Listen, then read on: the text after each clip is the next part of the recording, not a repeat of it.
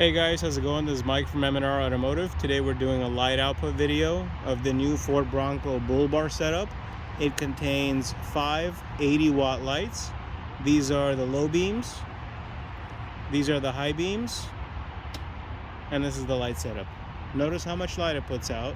All the trees are illuminated.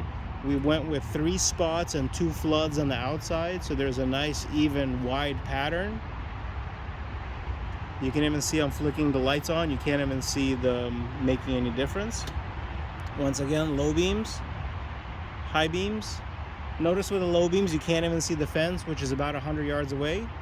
With the high beams, you can kind of see the fence and a tree line. And with the pods on, everything just illuminates.